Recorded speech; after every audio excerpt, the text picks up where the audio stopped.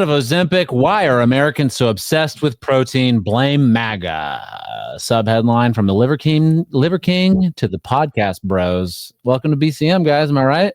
To RFK Jr.'s MAHA constituents, those are moms, but whatever. America's infatuation with protein has reached a fever pitch, and it's undeniably gendered. And there's a picture of Liver King, Michael's idol, Huberman, who says going outside is healthy according to science. Thank you, sir. I didn't know that. I don't know who this guy is, and that's me, I think, right there. So Vanity Fair is saying that protein eating is now not only gendered, which I think is maybe fair. That there's I think there are studies that show that red meat is associated with men. Men like red meat more, but now it's political.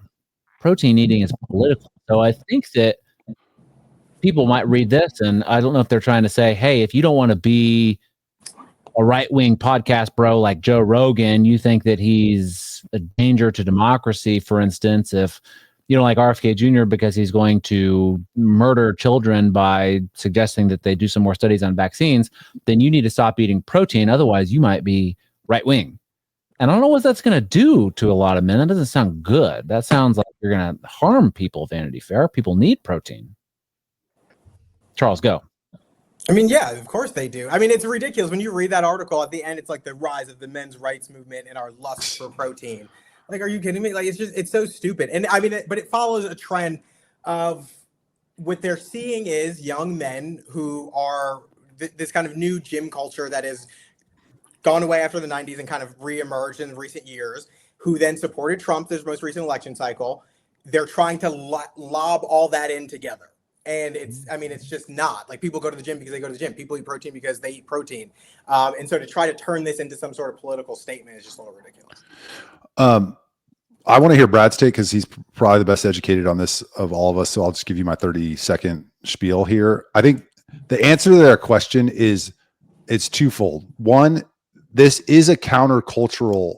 There is a countercultural element to this, which is the perception, the pushing for the last 20, 25 years of veganism, vegetarianism for environmental and animal cruelty and health reasons, which I actually think there are some legitimate concerns there.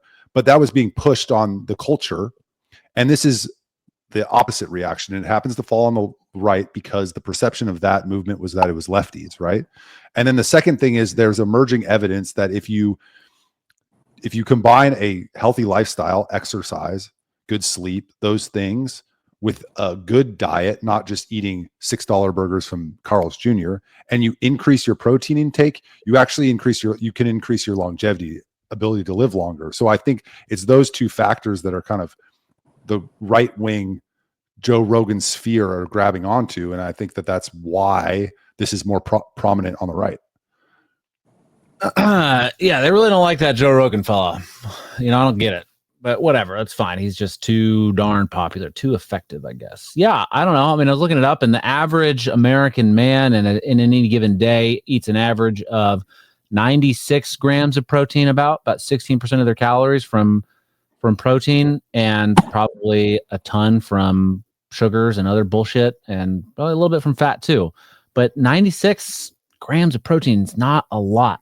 Even if you have a sedentary lifestyle, you could probably eat more protein, and you'd probably lose weight if you did. If you replaced the sugars and everything like that, just eat more meat and stuff like that. And I just can't.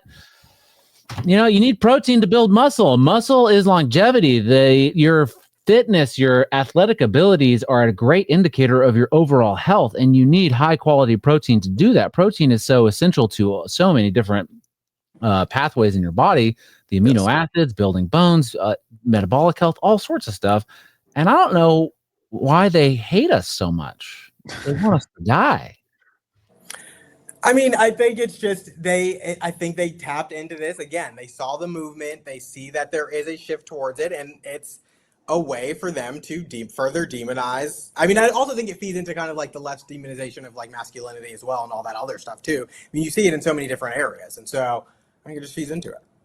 But there are climate change, environmental motivations here to get people to stop eating meat as well. Yeah. It's not, that's been being pushed for quite a while now. Yeah, but this specifically, it's not even. They're not even talking about like meat. They're just talking about protein. Like in that article, she goes to talk about like protein extract and protein powder and this and that. Like it's not even about meat. It's just like protein, exercise, and health. And it's oh my God. I don't understand How dare people? They want us to get on that Franken meat, the lab meat. Charles, you gonna eat lab meat? You gonna do that, Charles? Are you gonna eat lab meat when it comes out? I probably not. That wasn't very convincing. It sounds like you might be in line to buy some. I mean, I've not thought much about it. I don't think I'd be that concerned. It probably wouldn't taste as good as real meat, so probably not. But I'm not like deeply concerned about it. But if anything, this article and this whole concept should apply more to you guys because you guys are both carnivores. So Michael's not carnivore. What the fuck are you talking about? He keeps like gross nut butters in his office. I'm not carnivore, no, but I do. Why did I think you were? I do consume probably 200 grams of protein a day. Ugh, That's a lot.